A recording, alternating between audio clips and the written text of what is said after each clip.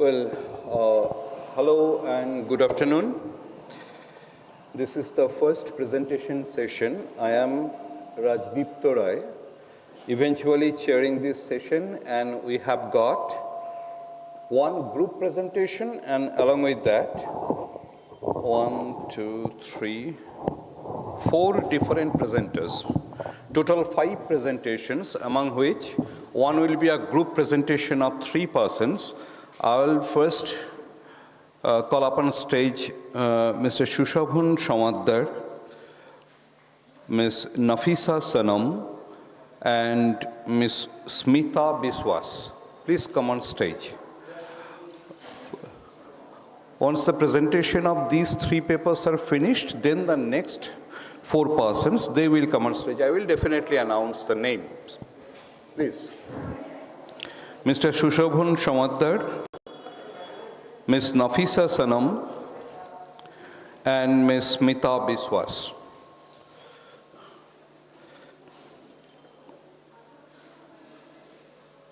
Now, as a moderator or a chairperson of a session,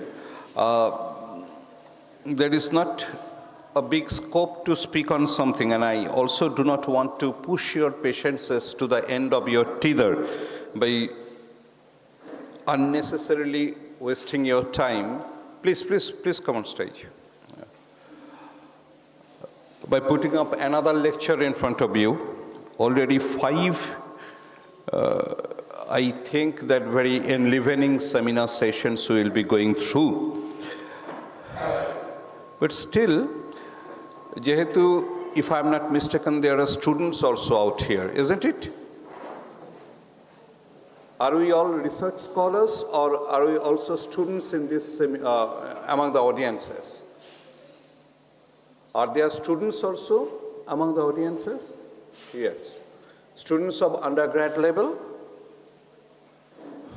Well then, jeta bolar, sheta ei je apart from listening to this parent topic, equity, NEP, higher education, reshaping Bharat, and etc., we already have got a hint, and we know once this seminar is being organized by the joint collaboration of the 2 departments, that is education and English, we already know that we are talking about the education policies, the newly implemented one, and most importantly, the undergraduate students are really living through this experience. This is more of a living experience or lived experience for them than a theoretical one.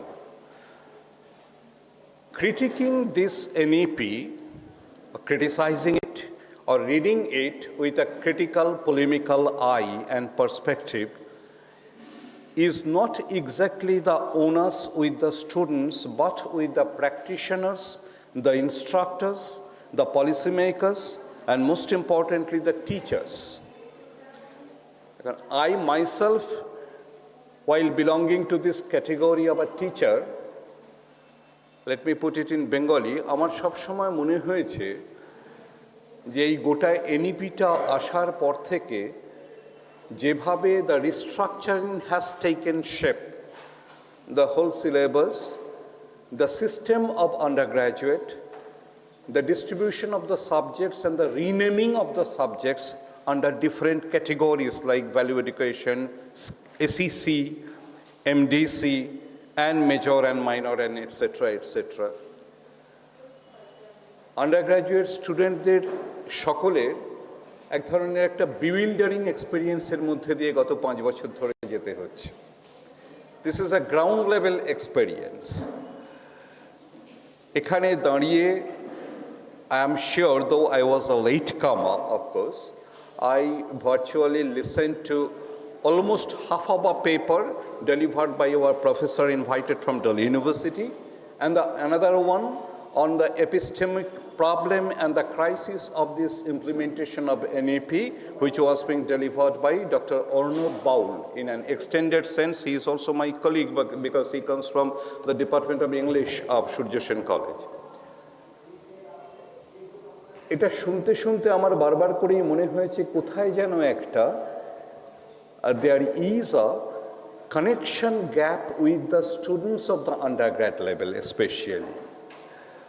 আমরা epistemology and etcetera etcetera সমস্ত কিছুই শুনছি, জানছি, সবই ঠিক আছে, কিন্তু সবার আগে যেটা বোধহয় বলা দরকার যে আমরা সকলেই almost finding ourselves in a soup, খুবই বিউইল্ডার্ড অবস্থায়, exactly do not know what to do with these subjects and how to approach them. আশা করা যায় এই সেশনে যারা বলবেন, as they are, I expect it to be like that, much younger to me, young scholars who are trying to delve deep into the matter from a scholastic angle, and also I expect that they will bring in some innovative, innocuous looks into the matters, to see them, to read them, and most importantly to make NEP viable for the students and the target audience, not only within this hall but also during its process of implementation to the society. Let me see যে এটা কীরকম হয়। আমি এই আশা রেখেই সেশনটাকে আরম্ভ করব। আমি আর বেশি ভারাক্রান্ত করছি না, সময় পেলে পরে না হয় কিছু কথা বলা যাবে, যদি আদৌ সময়টা পারমিট করে। Initially, we are trying to distribute it like this, that 8 minutes of time will be given to each speaker, and if it is found out that still they have to make their crux statements and arguments left after 8 minutes, then 2 extra minutes will be given to them. At the most, within 10 minutes, we are going to wrap it up. First 8 minutes and then extra 2 minutes if it is required. Ordinarily and generally, we are keeping within that limit, and afterwards, let's see how does it evolve out and take shape. Thank you. The first speaker of this afternoon session will be Mr. Shushobhan Shomadar, Chairperson, Board of Studies, BBA and TIH NBU, Assistant Professor BBA, Shiliguri College. That is his designation. And the title of the paper, as it is being printed over here in the schedule, is Gender and Higher Education, Women's Access, Safety and Empowerment. First, we are welcoming Mr. Shushobhan Shomadar as our first speaker.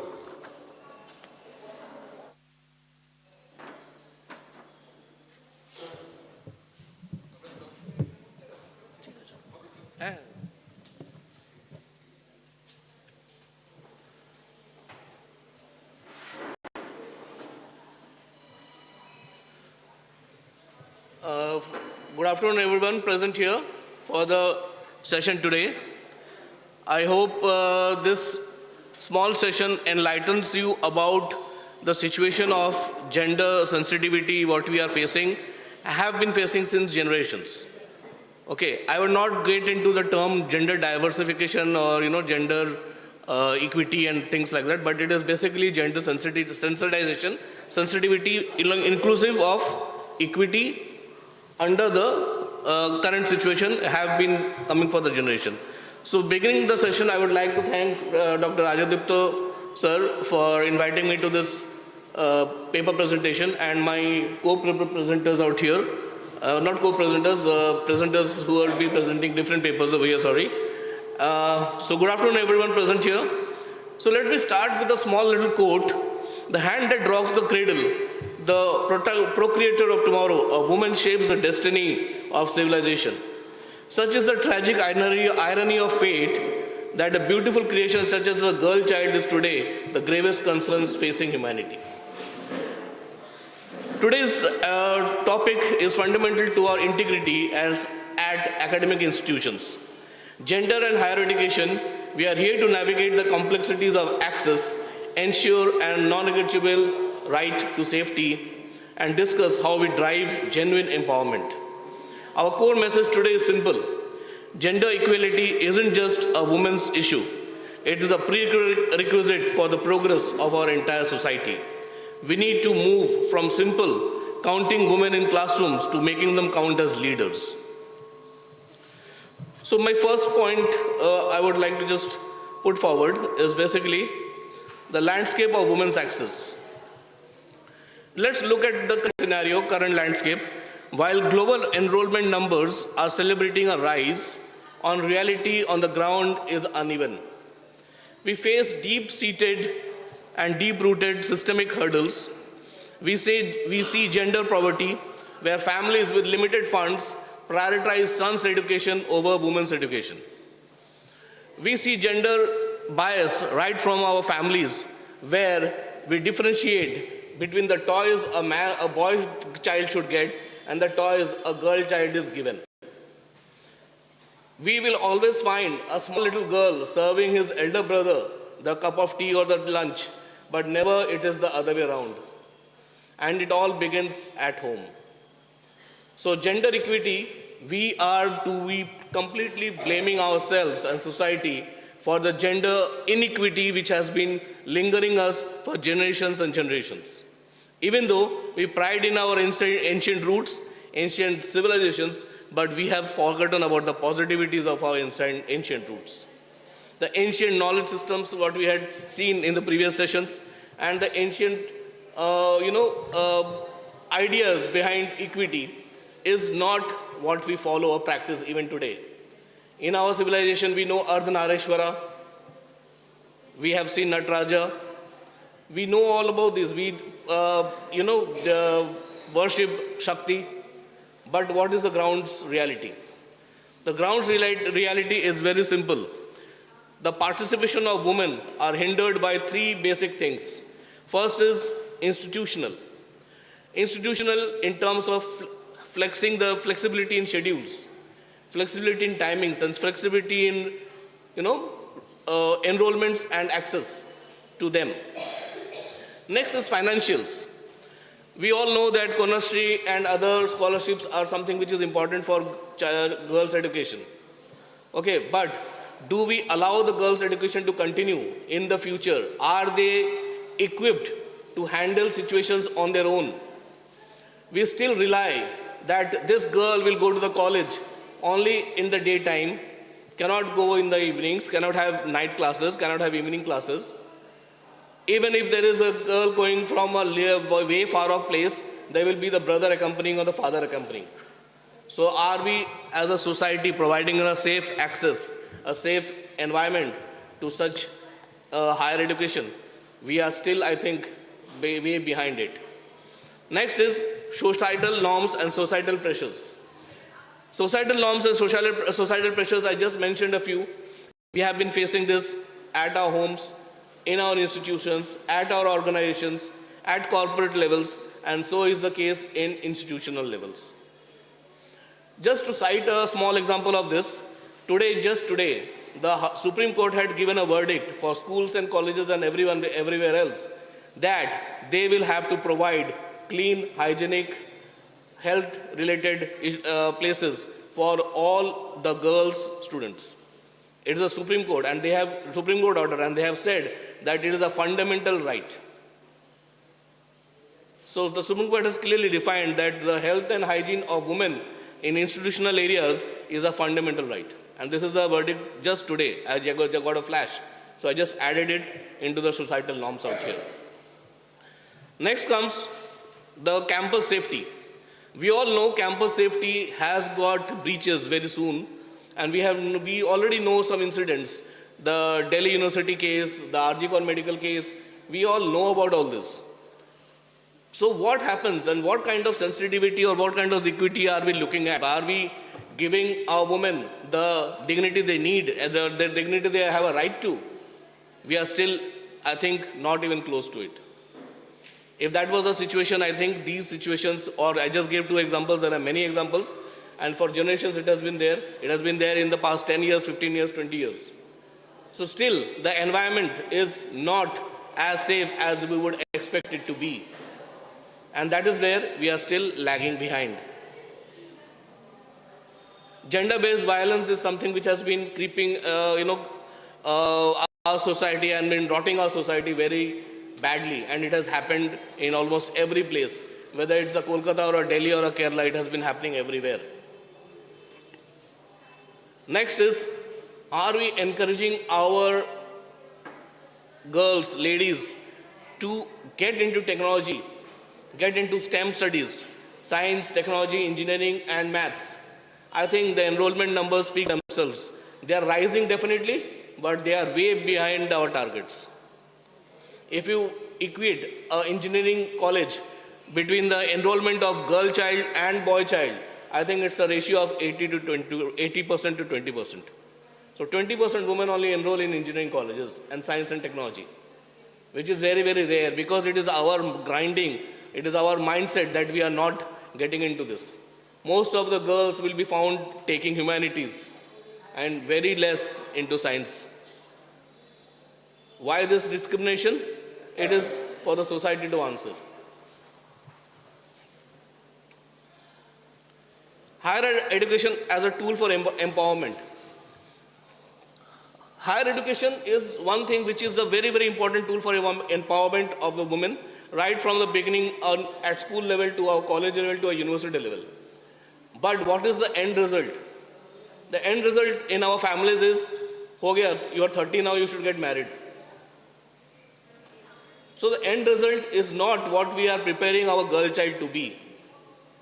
They should be the people who are empowered to lead their own lives, to have their own choices, to make and choose their own paths. Not going the family way is a choice of their own. Going the family way is similarly their own same choice. So whether they choose to go the family way or not the family way is not something the society should implement on them. It should be a choice left to them.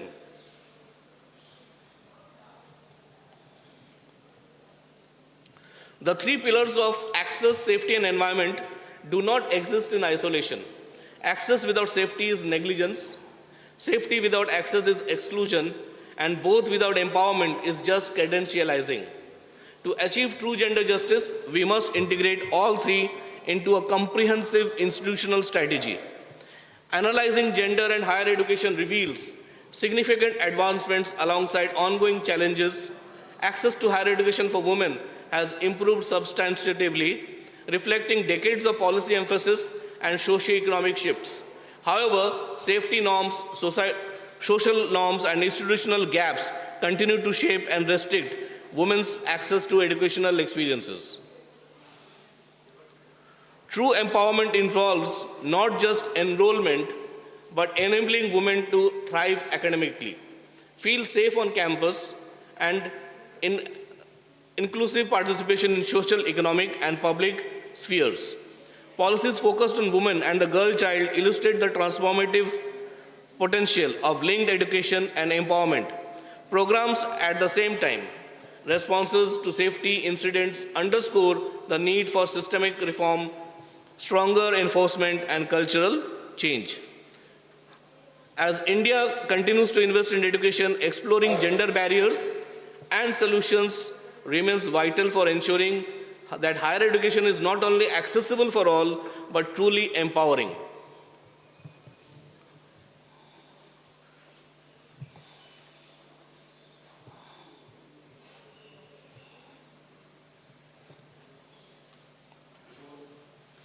Just one minute. Yeah, 1 second.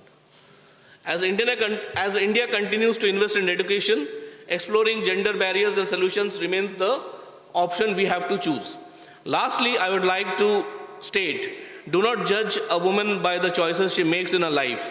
Offer them the liberty they are entitled to and let them fly the high spirit. For a discussion, the discussion can continue, leaving open discussion. I'll leave with you all.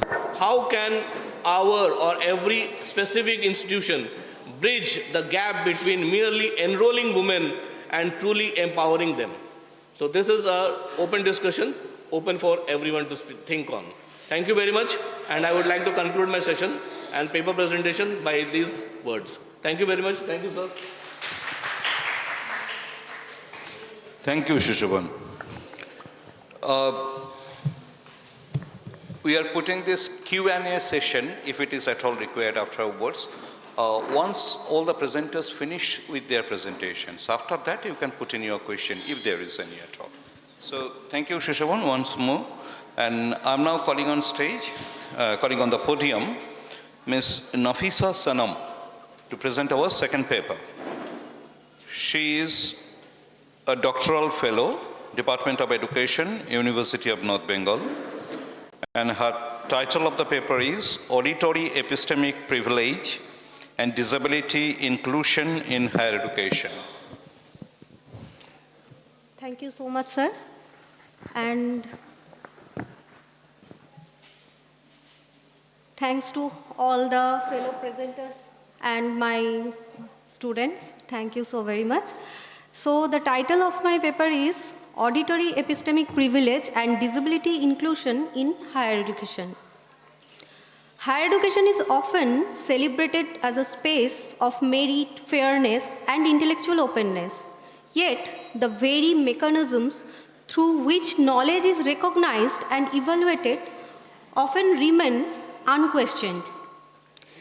In most universities or higher educational institutions, intelligence is still measured through speech, through classroom participations, oral examinations, seminars, and viva voce assessments, etc. But this raises critical questions here. What happens when knowledge does not arrive through sound? As my study is based on the hearing impaired students mainly, so for the hearing impaired students, silence is frequently not a choice, but a condition of communication. However, institutional systems rarely recognize silence as a form of cognition or intellectual engagement. Instead, silence is often interpreted as the absence of understanding, the absence of participation, or the absence of competence.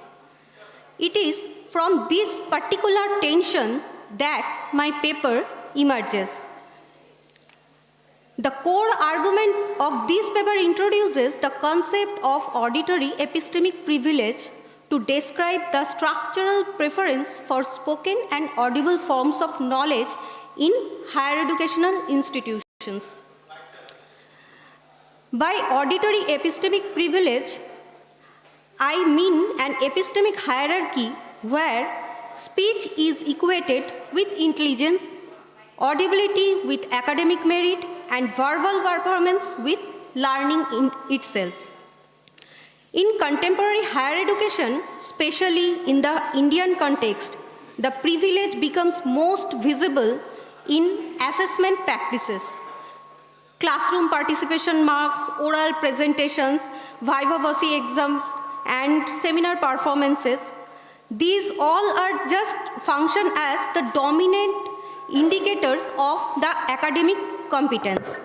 While the National Education Policy 2020 strongly emphasizes equity, inclusion, and access for persons with disabilities. So the question remains, do our assessment regimes reflect this inclusive vision actually? And my argument is that they often do not. For hearing impaired students, silence is not merely a communication gap, but it becomes an institutional liability. Assessment frameworks rarely recognize non-verbal modes of cognition, such as reflective silence, visual reasoning, written articulations, or embodied understanding. As a result, silence is systematically translated into academic failure. And most importantly, this failure does not arise from a lack of knowledge on the part of the learner. Rather, it emerges from evaluative systems that equate audibility with intellectual legitimacy. This constitutes a form of epistemic injustice where certain ways of knowing are discredited simply because they do not conform to dominant sensory norms. Thus, disability exclusion in higher education is not only infrastructural or technological, but it is deeply epistemic, embedded within the very criteria through which knowledge is judged, measured, and validated.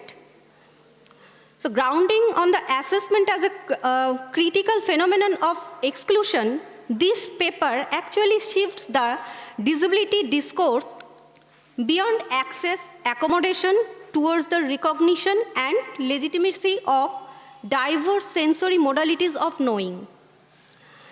To conclude, this paper argues that true inclusion in higher education cannot be achieved merely through policy commitments or infrastructural provisions, but it requires a fundamental rethinking of how institutions recognize intelligence and learning. If equity, as envisioned in NEP 2020, is to be the meaningful assessment practice, must move beyond auditory dominance and acknowledge multiple modes of cognition and knowledge production. Only then can silence cease to be read as failure and instead be recognized as a legitimate presence within the academic world. Thank you, sir.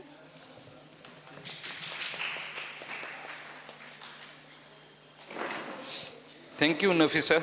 And I don't know whether it is our rush for keeping the schedule or not, but Nafisa has given us kind of a extra time because she finished it much earlier than her limit. Well, our next speaker is Smita Biswas. Smita Biswas.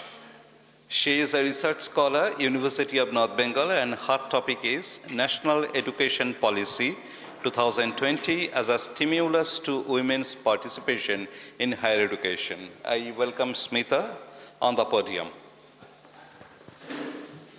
There's a kind of a surplus time that we have got. Good afternoon, everyone. Good afternoon, everyone. Thank you, sir. Thank you, all the participants. And thank you, all the students of this college.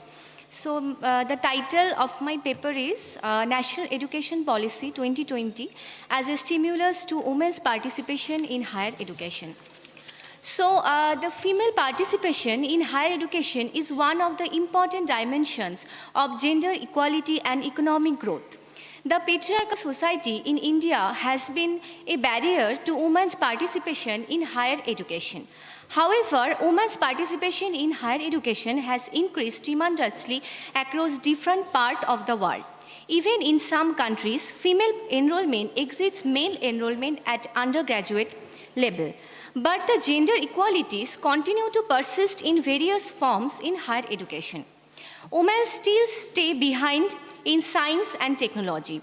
In postgraduate and doctoral levels, the women's participation significantly falls. So, to eradicate the inequalities, educational policies play a crucial role by prioritizing financial assistance and taking measures to promote equity. This paper analyzes the steps taken in the National Education Policy 2020 to promote women's participation in higher education. So, in the pre-independence period, due to socio-economic structure, women's participation in higher education was extremely limited. At that time, the patriarchal society discouraged women from pursuing higher education because there was a belief that education could harm gender roles in society. The dominance of Porda system and child marriage were at that time.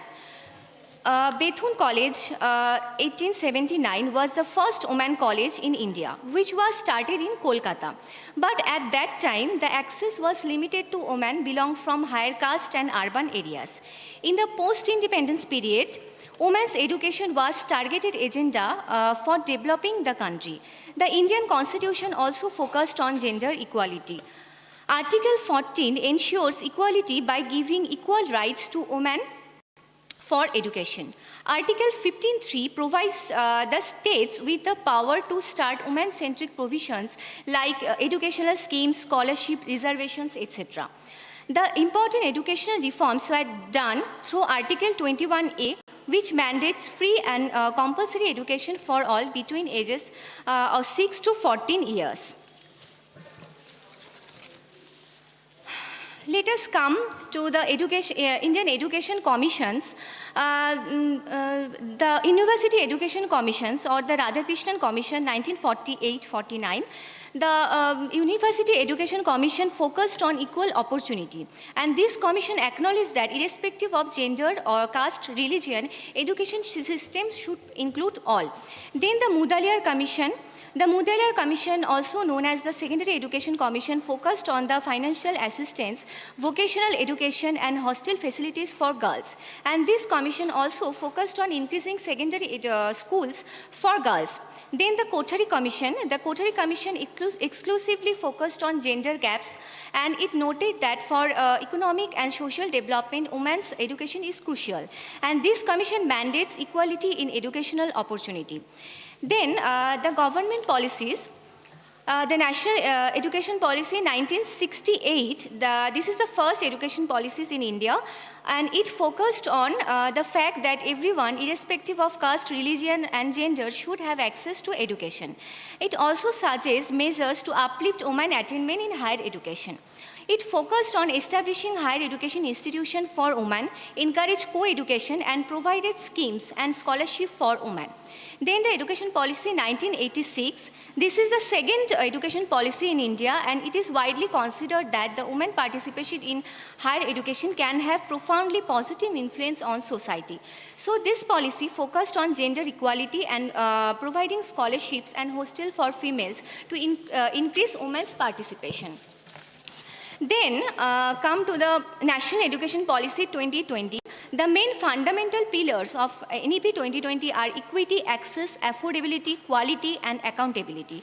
So the goal of this policy is the same as the Sustainable Development Goals 4, and which wants to ensure inclusive and equitable and quality education and promote lifelong learning opportunities for all by 2030. NEP 2020 and women. The main target of the National Education Policy 2020 are the distribution of equitable, inclusive and quality education, irrespective of caste, religion and gender. According to this policy, women's higher education is an integral part of economic and social development. This policy focused on removing the barriers to women's education related to economy, accessibility and safety. This policy ensures the accessibility of education for women belonging to the backward caste communities and rural areas. This policy emphasizes the student-centric approach so that they can continue their education according to their interests and abilities.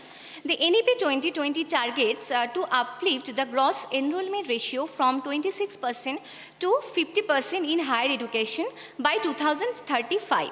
So, for this, women enrollment is the crucial part. To improve the accessibility for women, this policy suggests that higher education institutions should possess supportive and safe infrastructure such as gender-specific toilets, childcare areas, and there should be strict policies for women's safety and discrimination. In order to empower women, this policy tries to create a bridge between education and employment by strengthening the skill development strategies, vocational education and enforcing employment opportunities for women so that they can participate in the labor market. So steps taken in NEP 2020 for encouraging women's participation in higher education are as follows. Number 1, NEP and accessibility. NEP 2020 and accessibility. The primary purpose of NEP 2020 is equity and access to higher education for all. This policy pointed out that the fact that the girls are dropping out in post-schooling period due to the economic and social reasons such as poverty, distance from colleges, domestic work and child marriages. So NEP 2020 focused on establishment of colleges and universities in underserved areas, emphasizing the distance learning so that they can at least continue their studies, providing financial assistance to girls. So the main objective are to include women from different backgrounds and geographical areas. Number 2 is multidisciplinary education system. Previously, the women were lagging in science and technology, and their participation was only limited to humanities. So NEP 2020 starts system in which they can take a combination of subjects from science, arts and commerce. This system helps women to pursue their studies according to their interest. Then the Gender Inclusion Fund. The Gender Inclusion Fund is the major decision taken in NEP 2020 for women's inclusion in higher education. These funds provide subsidized education for women by expanding women's hostel, providing digital devices to women and bicycles for transportation. Then the online education system. NEP 2020 emphasizes online education system by which anyone can access education from anywhere, and women from rural areas can continue their studies from home, so that they don't have to drop out of the system due to family duties or other responsibilities. Some online platforms like Diksha, Swam, etc., those provide online education at reasonable prices. Then the financial support. This policy focuses on providing financial support to women to enhance their participation in higher education, such as post-matric scholarships, single girl child scholarships, Pragati scholarship for girls, AICTE fellowships, UGC fellowships, etc. Yes, sir. Okay. Then enhancing the women's participation in STEAM. NEP 2020 focuses on the participation of women in science, technology, engineering, and mathematics. So, and this policy stimulates their participation by ensuring women's fellowship for research in science and technology, scientist program for girls, coding learning program for girls, etc. Then security and safety infrastructure, and also this policy focus on safety infrastructure, such as the women's toilet, security cameras, and hostel for girls, women development sales, etc. Encouraging women in research, this policy also encouraging women in PhD and MPhil program by providing scholarships, innovation grants, etc. And then multiple entry and exit system. NEP 2020 also starts multiple entry and exit system through which any woman who left their studies before due to marriage, family responsibilities, financial constraint, so without harming their academic progress, they can re-enter colleges later. Then the limitations of NEP 2020. NEP 2020 focus on inclusive education for all, irrespective of caste, religion, and gender. But the implementation of this policy depends on both central and state government. But it is a fact that many state governments are facing economic and administrative barriers to follow the process. Then a study done by Sardar and Pari 2023 found that Indian women are less likely to have personal mobile phones or laptops, so they can or they are jointly used by the family. During the pandemic, the education was served online only, so during at that time, the many women had to discontinue their studies due to lack of technical devices. NEP 2020 does not specifically take the initiative to uplift women participation in leadership roles also. The women belong to SC, ST and OBC and are from rural areas are still excluded from the system due to cultural beliefs, language barriers and economic constraints. So NEP 2020 fails to fill this gap directly. Moreover, NEP 2020 takes remarkable steps to empower women, and it has power to enhance women participation in higher education. But without social and cultural awareness, irrespective of all religion, caste, gender, the objective of this policy will not be achieved. Thank you, sir. Thank you, everyone.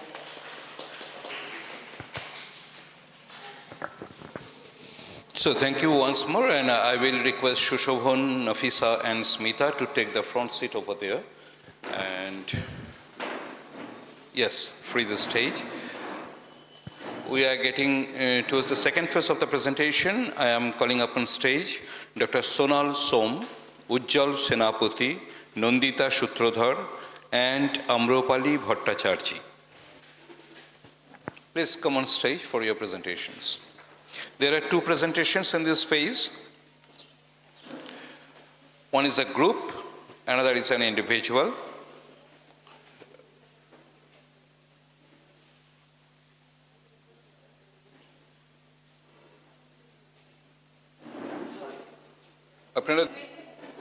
Two of you are there, na? Dujon ache. So a request was being made to me by Amropali that she has to make a long journey to get back to Jalpaiguri. I am giving her the first opportunity for her presentation. This is Amropali Bhattacharjee, a research scholar and from the Law Department of St. Xavier's University, Kolkata. And the title of her presentation is Mental Health of Students in Higher Education, Media Reporting, Legal Frameworks, and Equity Concerns.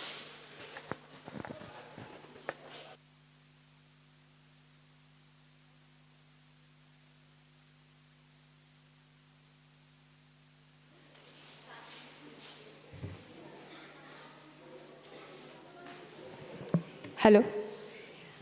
So, in last few years, India's top university have made headlines not because of the academic excellence, but because of the student suicide and distress. This is a symptom of mental health tragedy that is happening in the higher education. Today, my topic of presentation is related to that matter only. That is the mental health of the students through the lens of media reporting and whether the media reporting is helping, and of course about the legal framework. Students from this generation face intense academic pressure, competition, and uncertainty about the unemployment. So, because of this social inequality, because of this problem, it collectively increased their psychological distress. NEP 2020 rightly acknowledges that education is not only about knowledge, but it also about the emotional and psychological well-being. Mental health challenges do not affect all the students equally. Students from the marginalized socio-economic backgrounds and the first generation learners and also the socially disadvantaged group, they are at the they are the most negatively impacted for this. Now they have this greater stress due to the lack of support from their family and also their financial problems and other social exclusion. Therefore, equity in higher education must go beyond the reservation or just the access to reservation, but it must also ensure that mental well-being and dignity of the students.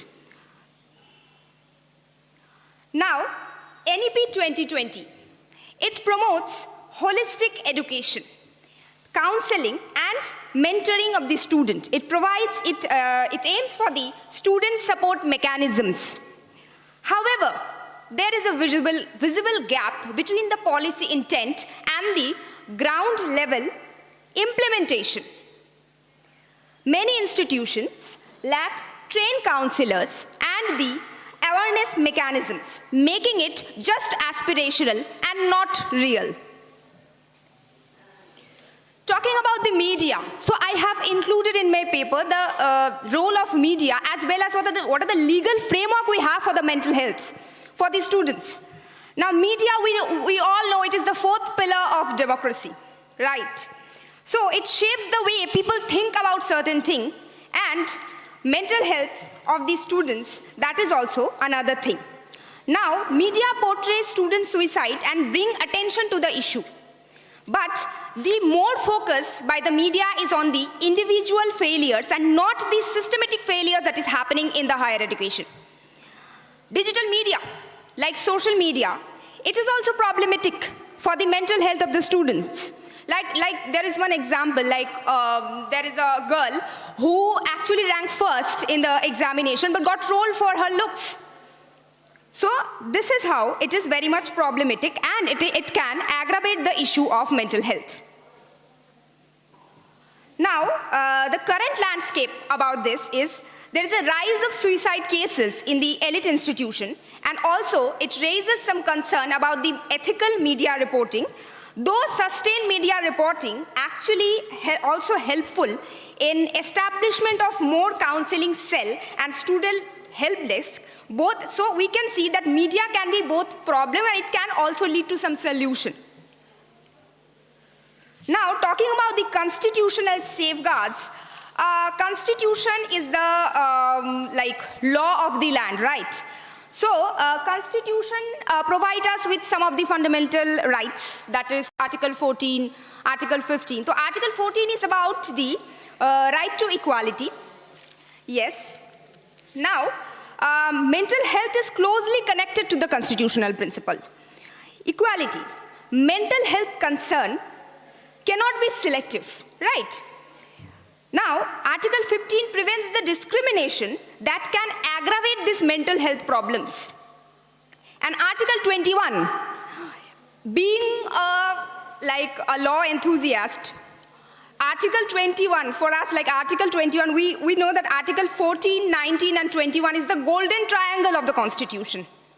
And Article 21 is something just, I think, Sir mentioned that about the safeguard that is provided to the women's, health, right? That is provided under Article 21 only. The ambit is very wide.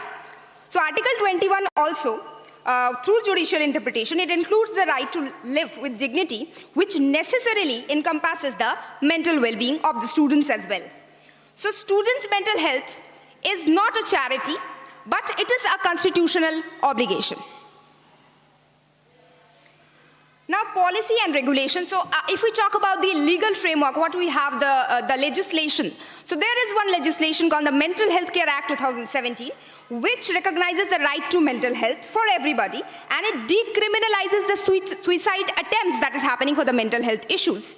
And it actually, the focus is shifted from the punishment to care. And we have UGC regulation. Now, this is a very controversial thing. Now, recently, one regulation came in 2026, that UGC 2026 regulation, which is talking about the anti-discrimination thing. Now, here, this UGC regulation I'm talking about, this is the 2012 one. It actually mandates the counseling and grievance redressal mechanism. But the problem is the implementation of this mechanism, these are uneven. And because of this, it is raising concern about the institutional accountability. Now, we should see this thing from a socio-legal approach. It will help to understand us the full picture. Now, structural inequality, it is there. But if law and media, it work together, it can achieve a goal to make a better environment for mental well-being of the students. To conclude, mental health is central to achieving the real equity in higher education. NEP's vision can only be successful if there is a responsible media practices, effective legal implementation, and institutional commitment. Mental health justice, not optional, but essential for reshaping Bharat into an inclusive society. Thank you very much.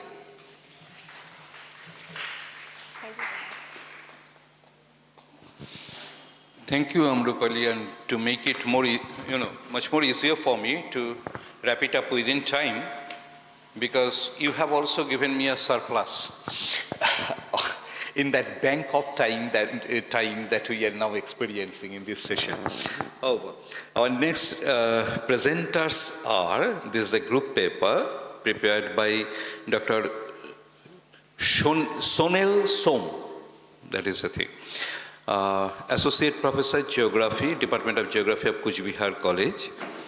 Then Ujjwal Senapati, Research Assistant of Department of Geography, Kuch Bihar College. And Ms. Nandita Sutrodhar, Field Investigator, ICSSR, Minor Research Project, Department of Geography, Kuch Bihar College. The name of their presentation is Left Behind Adolescent and Challenge for Equity in Higher Education Engagement, Evidence from Kuch Bihar District, West Bengal, India. Now, on behalf of the group, Nandita Sutrodhar is going to present the paper. Thank you, sir. A very good afternoon to everyone who present in this seminar. My name is Nandita Sutrodhar. Today I am going to present our research work on the topic of Left Behind Adolescence and the Challenges of Equity in Higher Education Engagement, Evidence from Kuch Bihar District, West Bengal, India.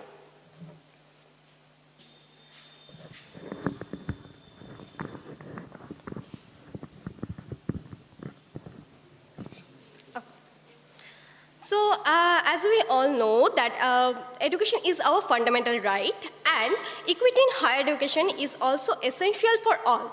And since our research focuses on basically left behind adolescents, so at first we have to know who are these adolescent girls. So, adolescence is a developmental bridge between childhood and adulthood, between the age of 10 to 19. And when we speak about left behind adolescents, we refer to those who remain in their home communities, often under the care of extended family, while their parents migrated for work.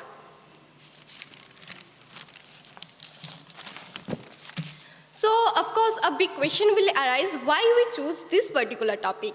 Basically, geographical barrier like isolation and limited transportation combined with a scarcity of higher institutions create difficulties to access. Many families often dependent on subsistence agriculture or migratory labor, where intellectual potential exists but financial social instabilities leads to exclusion. And there is a lack of aspirational role model in their home environment to push the adolescents towards the higher academic engagement. Apart from these, the social inequalities like early marriage pressure also has a great impact on this case. So our study focuses basically the Cooch Behar district in the northeastern part of West Bengal. All the 12 blocks are covered. And because, why we choose this particular region? Because it presents a unique demographic challenge. West Bengal has a very high adolescent girls sex ratio. And in Cooch Behar alone, there are almost 240,000 adolescent girls. And at the same time, West Bengal is the third leading state in internal male migration, with Cooch Behar ranking 7 in the state. Here are some literature review done by us. Based on our literature review, we identify some research gaps. Like there is a little attention paid to the regional migration potential, where their impact on the higher education is of left behind is limited. And how caste, class and ethnicity engagement is shaped their higher education. While most research has concentrated on maternal or general parental movement, it is important to investigate the precise effect of father's absence on the education of the left behind adolescent girls. So our main objective is to investigate the disparities in educational engagement and performance between the left behind and non-left behind adolescent girls, and also tries to assess the moderating effects of religion, caste and learning generation. So here we establish our baseline for testing. Our null hypothesis assume that there would be no significant difference in engagement between two groups, and that factors like religion, caste would not play a mandatory role. However, our alternative hypothesis proposed the opposite, that being left behind creates a distinct academic disadvantage.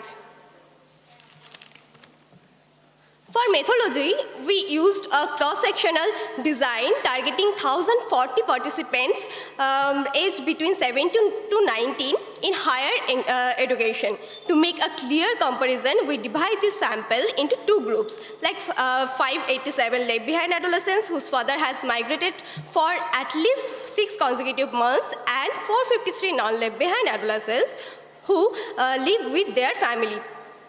And for primary measurement, we use the school engagement scale.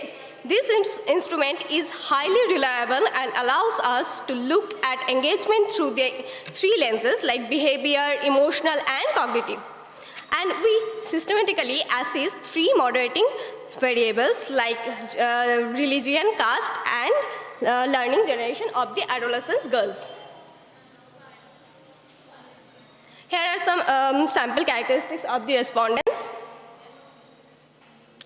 So For quantitative data, we use the factorial ANOVA in SPSS 26. This allows us to examine the main factor of being left behind, while simultaneously testing how different variables intersect with one another. We also calculated partial eta squared value to measure the actual size of our findings.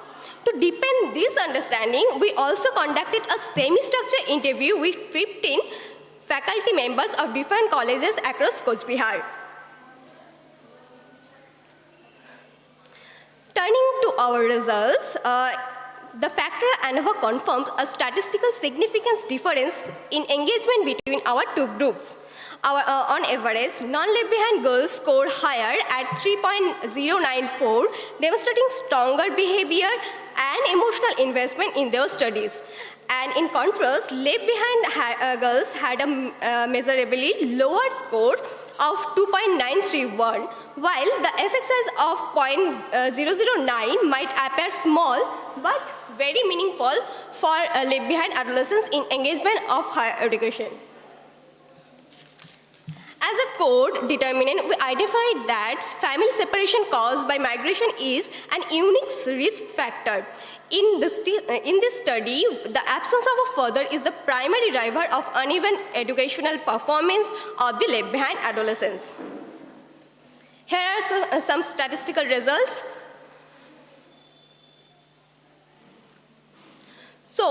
These faculty interviews provides us the real-world data story behind the statistical data. They find the consistent environmental vulnerability among left-behind students susceptible to stress, anxiety, and depressive symptoms. Also notice erratic pattern in assignment completion, exam, etc. In briefly, faculties describe them as physically present but psychologically elsewhere.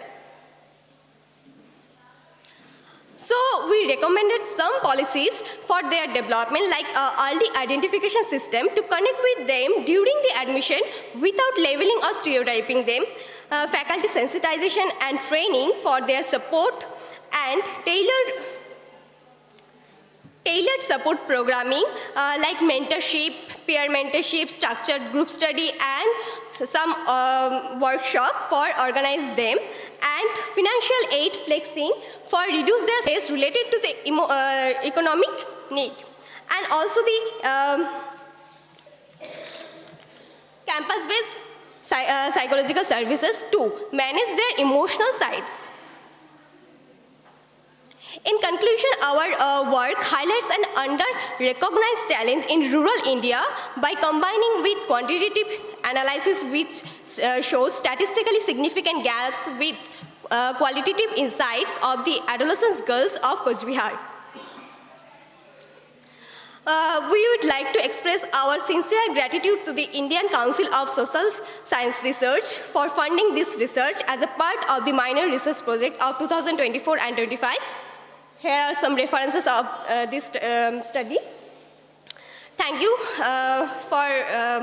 thank you everyone for your kind attention, and I would like to conclude our presentation with a brief note that as a field investigator, we saw that many individuals are struggling in their own ways, but we often failed or identify to recognize their pain. To build a better world, we must commit to acknowledging their silent struggles before it's too late. Thank you, everyone.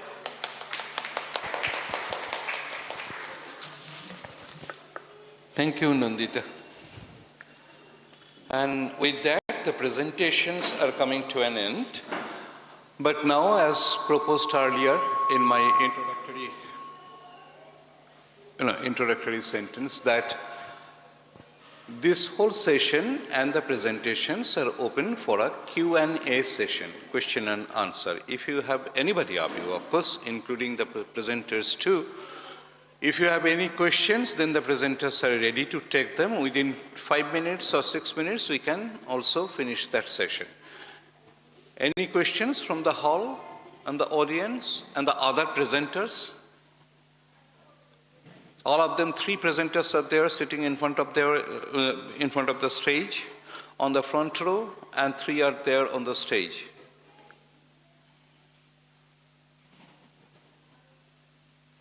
call it, from the silent and a kind of a mute, very reticent, and without any body language, almost like a livid, dead body-like response.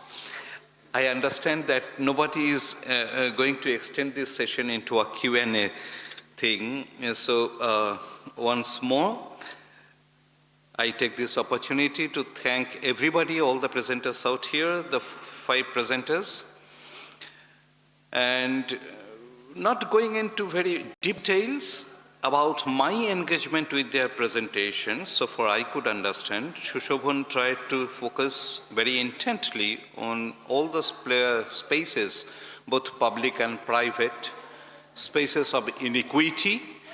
But had there been more recommendations and suggestions by the end of the paper, that would be much more fruitful perhaps.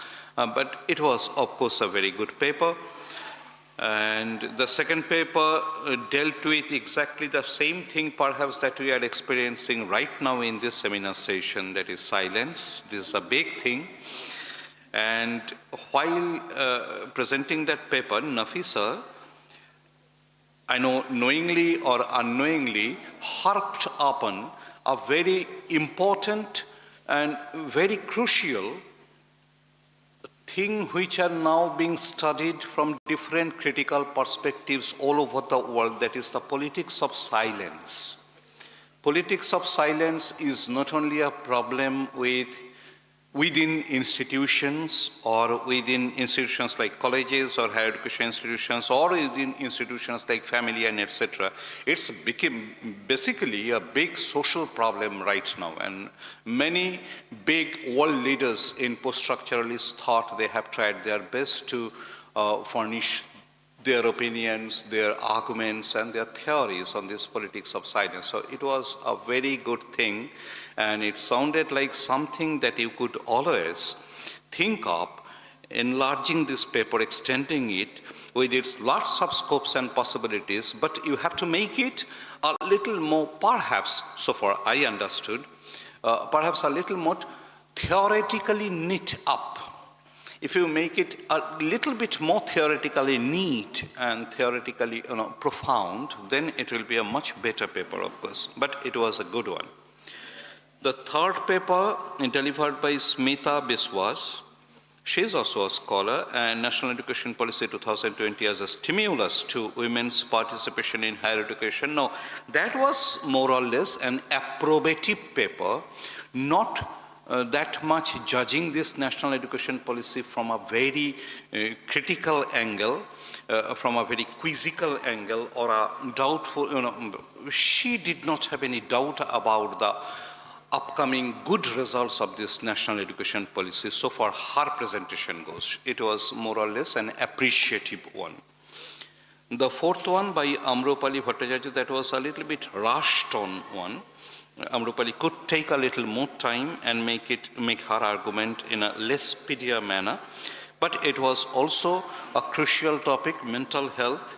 Now, once we are living in this era of overt exposure in all respects, be it media, be it our social media engagement or whatever it is, we are all intent to put on our performances. We practically do not live any life anymore.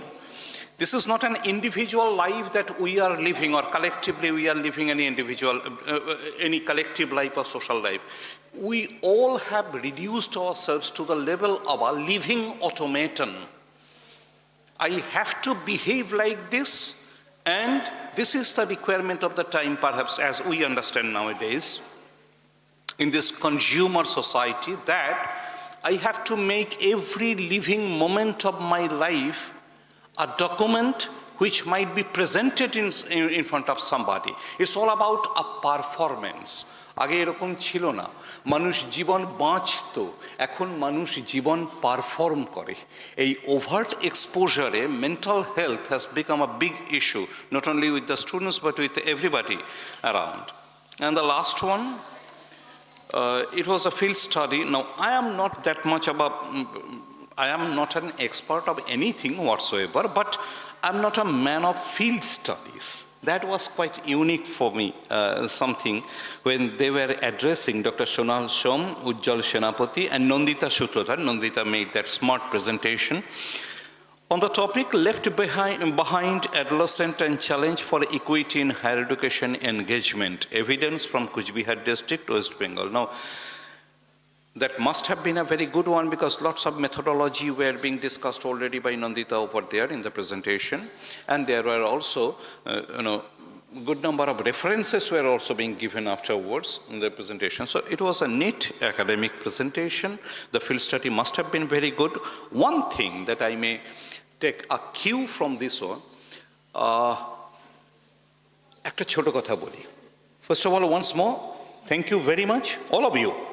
এই ছোট কথাটা নন্দিতার পেপারের উপরে না, নন্দিতার paper থেকে আমি শুধু এই শব্দটাকে নিচ্ছি, this left out thing, where is it? Evidence from Kuch Bihar, left behind adolescent. Let me frame this left behind, let us rather understand this left behind with another word called left out. এই যে সিস্টেমটার মধ্যে আমরা ঢুকেছি, let me become a little informal.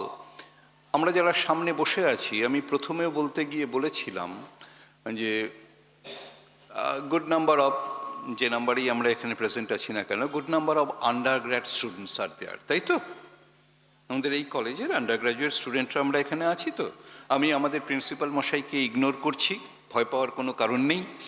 আমি প্রেজেন্টাররা যারা এসছেন, mostly researchers, ma'am is there of course, and আমি নিজে এখানে যে চাকরি বাকরি করছি, কাজেই বসে আছি। একটা জিনিস লক্ষ্য করো, আমি তোমাদের উদ্দেশ্যেই বলছি, তোমরা যে এখানে এসছো, মোর অর লেস তোমরা এখানে বসে থাকতে বাধ্য। আমরা একটা সিস্টেম তৈরি করেছি, আমরা সবাই মিলে, এটা আমি করেছি, প্রিন্সিপাল স্যার করেছেন, বা তুমি করেছো, বা কেউ করেছেন, রিসার্চ স্কলাররা করেছেন, এরকম না। আমরা সিস্টেমটাই এই, তোমাদের ইন্টারনাল মার্কস আছে, তোমাদের এনগেজমেন্ট দেখাতে হবে, তোমাদের নানান কিছু আছে, অর্থাৎ তোমার উপরে এক ধরনের একটা প্রতি মুহূর্তে লেফট বিহাইন্ড আর লেফট আউট হয়ে যাওয়ার একটা ভয় কাজ করিয়ে তুমি কিন্তু বাধ্য এখানে বসে থাকতে। তুমি যে স্মার্টলি উঠে চলে যাবে সেটা হলো না, এই স্মার্টলি উঠে চলে যাওয়াটাই যে আউটকামটা ছিল, নট ডিজায়ার্ড, বাট সেটাই ন্যাচারাল, সেটা প্রমাণ হয় এই যে Q&A সেশনটা। 1 ঘন্টা তোমরা শুনেছ, 1 ঘন্টা আমিও শুনেছি, কোনো কোয়েশ্চেন নেই। এটা তোমাদের দোষ নয়, কিন্তু এটা সর্বত্র একরকমের। তোমার জায়গায় আমি থাকলে আমিও চুপ করেই বসে থাকতাম। অর্থাৎ আমি ছিলাম performance wise, but mentally I was absent. I had to be there, so therefore I was there. আচ্ছা, কেন এরকম হলো? এবার রিসার্চ স্কলাররা কেন পেপার প্রেজেন্ট করছেন এবং তাদের প্রত্যেককে তাড়া দেওয়া হয়েছে, 10 মিনিটের মধ্যে শেষ করতে হবে, যেভাবেই হোক কোনো রকমে পেপারটা দিচ্ছেন, প্রায় বাস ধরতে যাওয়ার দ্রুততায়, ব্যস্ততায়। তার কারণ তারা জানেন তাদের সিভিতে প্রেজেন্টেশন যোগ হবে। এগেইন আর একটা ভয়, এই প্রেজেন্টেশন যদি সিভিতে যোগ না হয়, তাহলে পরবর্তী সমস্ত ইন্টারভিউ যেখানে যেখানে নিজেদেরকে নিতে চাইছেন, সেখানে তাহলে বাকিদের থেকে পিছিয়ে পড়বেন, লেফট আউট হওয়া, লেফট বিহাইন্ড হওয়া। সুতরাং শুধু অ্যাডোলেসেন্টের নয়, এই ভয়টা এখানেও কাজ করছে, আমাদেরও ভয় আছে। প্রিন্সিপাল সাহেব এবং কলেজ যদি এরকম সেমিনার টেমিনার 2 দিন পর পর না করান, মানে সেমিনারটাই হলো না, ইত্যাদি ইত্যাদি, তাহলে যেন তো কলেজের র্যাঙ্কিং খারাপ হয়। আবার আমরাও লেফট আউট, লেফট বিহাইন্ড। এবার কারা কারা যেন খুব ভালো করে, আমরা সেখান থেকে পিছিয়ে যাই। মেন্টাল হেলথ যেটা ইন্ডিভিজুয়াল নিয়ে কথা হলো, সেটা ইনস্টিটিউশনাল মেন্টাল হেলথে পরিণত হয় এবং আমরা পাগলের মতো দৌড়ই। আমাদের ন্যাক করাতে হয়, NIRF করাতে হয়, আইসি আছে এই হায়ার এডুকেশনের, সেটা করাতে হয়। এগুলো সব কটা ট্রিকল ডাউন ইফেক্টে গিয়ে যেখানে দাঁড়ায়, সেখানে হলো পড়াশোনার জিনিস অন্তত টপিক ওয়াইজ অত্যন্ত প্রাসঙ্গিক কতগুলো প্রেজেন্টেশন আমাদের এখানে আলোচনা হলো, কিন্তু আমরা এই বিদ্যায়তনের অঙ্গ হিসেবেই কোয়েশ্চেন আনসার সেশনে চুপ করে থাকলাম। আসলে এই যে ওভারঅল ভয়টা আমাদের মধ্যে কাজ করানো হয়েছে না, এনইপির আমি স্মিতার সঙ্গে একটু ডিফার করে বলবো, স্মিতার টপিকের সঙ্গে নয়, topic was about participation of women, that is always good, সেটা নয়। কিন্তু আমি যেটা বলতে চাইছি এনইপি সম্বন্ধে আমি সময় নেব না, আমি এখনই শেষ করব। আমি এই মুখগুলো দেখে বুঝতে পারছি এখন ক্লান্ত হতে হতে শেষ পর্যায়ে গেছে। সেটা হলো এই যে ন্যাশনাল এডুকেশন পলিসি শেষ পর্যন্ত যেটা করেছে, সব জিনিসের ভালো দিক থাকে, সব পলিসির ভালো দিক থাকে, তাকে মারাত্মকভাবে ব্যবহার করা যায়, করতে জানলে এবং পারলে খুব ভালো হয়। এক্ষেত্রে যেটা হয়েছে, একটা বিরাট না গ্যাপ হয়ে গেছে। এবার গ্যাপটা কীরকম, আমরা কৃষককে দেখেছি না মাঠে, মাটি তৈরি করে নিয়ে তারপরে গাছ পোতা হয়, সিস্টেমটা এটাই। আমরা যারা বাড়িতে বাগান করার চেষ্টা করি, শখের বাগান, রবীন্দ্রনাথের শখের মজদুরির মতন, যারা আমরা মনে করি যে আজকে লাগাবো এবং কালকে আমার লাল পিটুনিয়া ফুটে উঠবে বা নীল পিটুনিয়া, আমরা না জানি না আসলে যে গাছ কি করে করতে হয়। গাছ যারা করেন তারা আগে মাটি করেন, মাটির পেছনে অনেকটা সময় দেন, তারপরে গাছ নিজে থেকে হয়। গাছকে কেউ টেনে টেনে মাটির ভেতর থেকে তোলে না, ওরে গাছ তুই উঠে আয় বলে, এরকম করে না। গাছ নিজে থেকে হয়, স্পন্টেনিয়াস যে ফ্লাওয়ারিংটা হয় স্টুডেন্টদের, সেটা হওয়ার কথা ছিল। সমস্যা হলো এনইপির ইউরিয়া সার এবং ফার্টিলাইজার আমরা ভয়ঙ্করভাবে ছড়িয়ে দিয়েছি এই এক্সপেকটেশনে যে গাছ মারাত্মক হবে। গাছের বীজ এসছে অর্থাৎ স্টুডেন্ট, কিন্তু মাঝখানে গভর্নমেন্টের তরফে কোনো পলিসি নেওয়া হয়নি মাটি তৈরি করার, জিনিসটা করা হয়েছে এখানে পাকার ওপরে। ফলত ইউরিয়া আছে, সার আছে, ফার্টিলাইজার আছে, একটা গ্রাউন্ড বা স্পেস আছে, আর ওপরে গাছের চারা আছে। At the end of the day কোনোটাই আর গজায় না। এই যে ত্রাসটা, that we have to hurry through all these things and we have to make our CV more fat, more interesting, more dotted with documents. Like I presented this thing, I presented that thing, I went over there, I participated in this thing. এইগুলো না করে কোনো একদিন আমাদের এখান থেকে চিন্তকেরা বেরিয়েছেন যারা চিন্তা করেন। আমি একটু আগে যখন এপিস্টেমোলজি এবং অমুক তমুক নিয়ে অর্ণবের প্রেজেন্টেশনটা শুনছিলাম, খুব সুন্দর প্রেজেন্টেশন। আমার একসময় মনে হচ্ছিল, আমি স্টুডেন্টদের উদ্দেশ্যেই বলছি, আবার বলছি, আই প্রমিস 2 মিনিটে শেষ করছি, 2 থেকে 2.5 মিনিটে, বেশিক্ষণ আর সময় নিচ্ছি না। শুধু 3টে জিনিস বলে শেষ করব। ভারতবর্ষে নাকি একটা সময় নলেজকে দেখা হতো, ওই একটা লোক ছিল, লোক তো নয়, একটা চিন্তাভাবনার স্কুল ছিল, সরি আপনাদের একটু টাইম নিতে, সাংখ্য নাম। এই সাংখ্য দর্শনে, Samkhya philosophical order, no single person was of course responsible for that, but a group of philosophers, তারা নলেজকে দেখতেন, নলেজ ইজ ইমানসিপেশন। এই ইমানসিপেশনটা নিষ্কৃতি নয়, এটা নির্বাণ। জ্ঞান শেষ পর্যন্ত আমার মধ্যে নির্বাণের বোধ তৈরি করে, আমি যে ইনসিগনিফিক্যান্ট এই বোধটা তৈরি করে। আর আমি যত ইনসিগনিফিক্যান্ট হই, আমি তত বেশি পরিমাণে আরও ভালো মানুষ হই। আমাদের সমস্ত সম্পত্তি তো সমস্যা তো এই ওনারশিপ থেকে, দ্যাট আই অ্যাম সামবাডি। এটাকে ত্যাগ করতে পারলে নলেজ নাকি এই জায়গাটায় নেয়। ব্রিটিশরা যখন আমাদের দেশে এলো, তখন থেকে আমরা জানতে পারলাম, রেনেসার সময় থেকে, রেনেসা এডুকেশন সিস্টেম বেসিক্যালি যার ফলো আউট আমরা আজকে এই সিস্টেমে পড়াশোনা করি, তারা জানালেন নলেজ ইজ পাওয়ার। বললেন অনেক পরে এসে আরেকটা লোক, তিনি অনেক থিওরি করলেন, একটা টাকমাথার লোক ছিল নাম ফুকো, কিন্তু এটা শুরু হয়েছে ব্রিটিশ সিস্টেম থেকে, একদম রেনেসা সিস্টেম থেকে। তারা বললেন জ্ঞান হচ্ছে শক্তি, অর্থাৎ আমি জ্ঞানী মানে আমি খুব শক্তিমান, যার জ্ঞান নেই তার শক্তি নেই।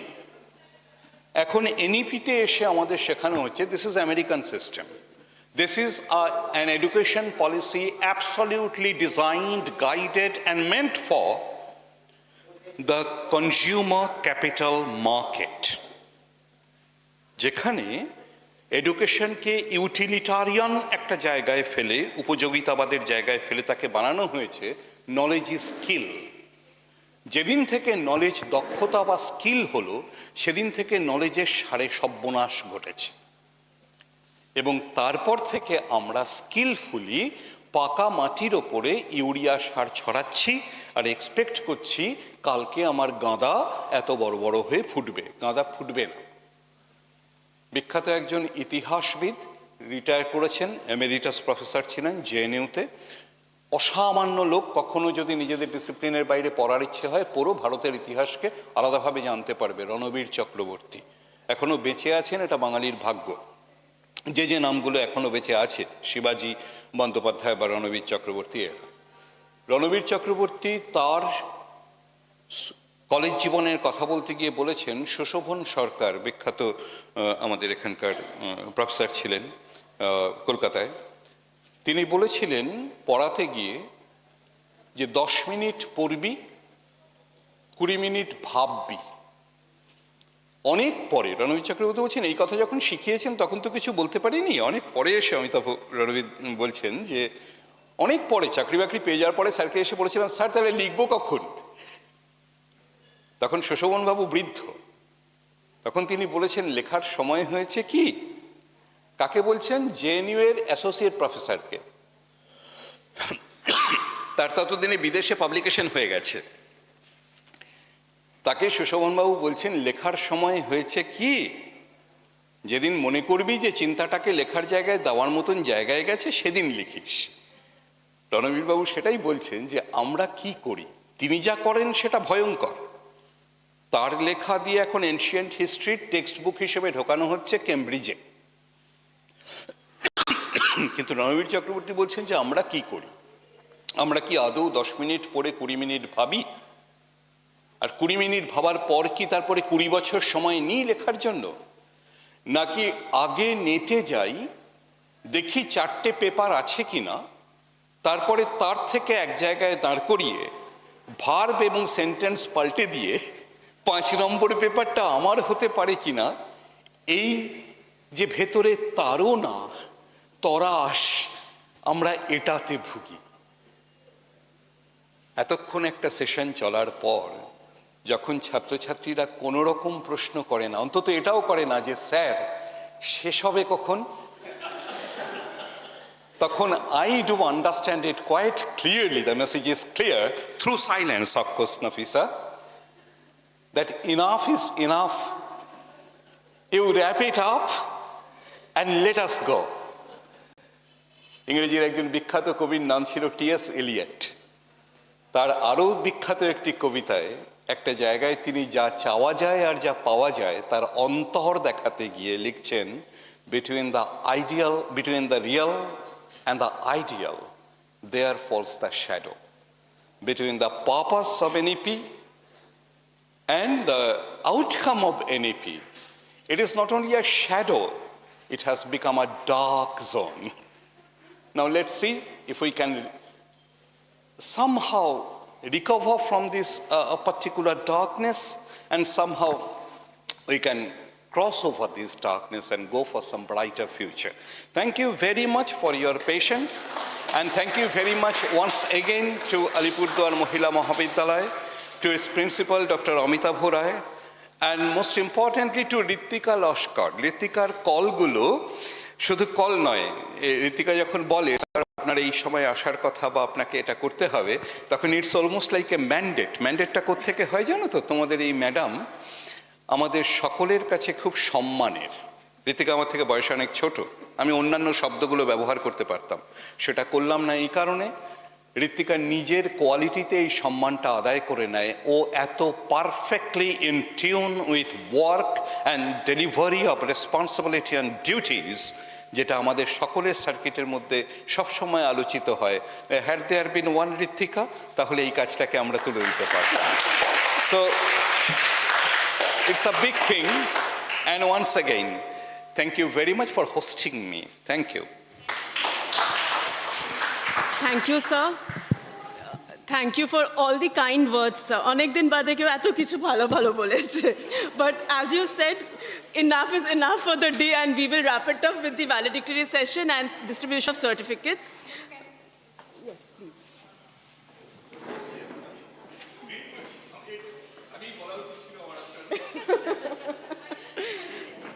So I would request you to please hand over the certificate to Mr. Sushobhan Shamaddar, who has presented a paper on gender and higher education, women's access to safety and empowerment.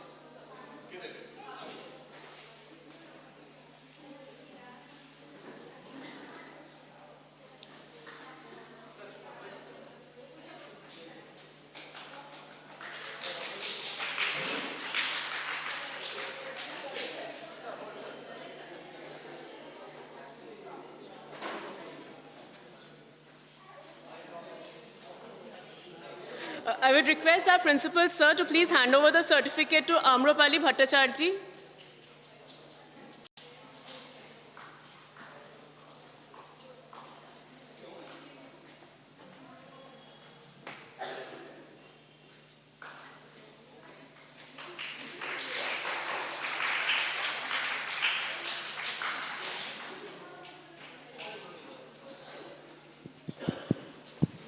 Joydeep sir will now hand over the certificate to Smita Biswas.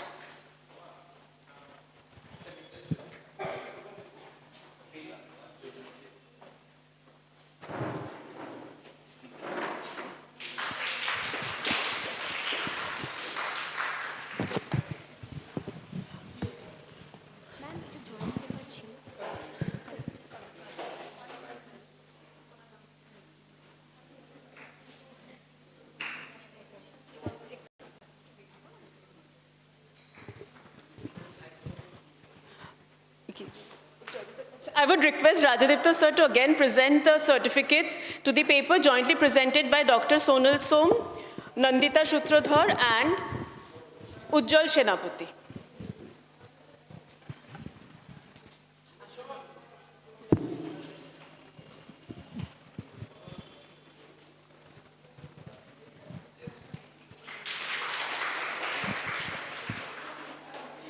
Bitasta, on public demand, please hand over the certificate to Nafisa Sanam.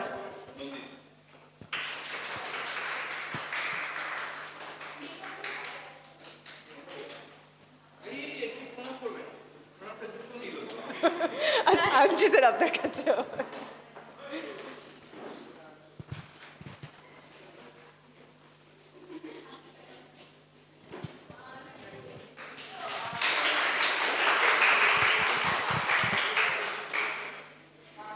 Rajadipta sir, please hand over the certificate to Shongita Boshak. Shongita.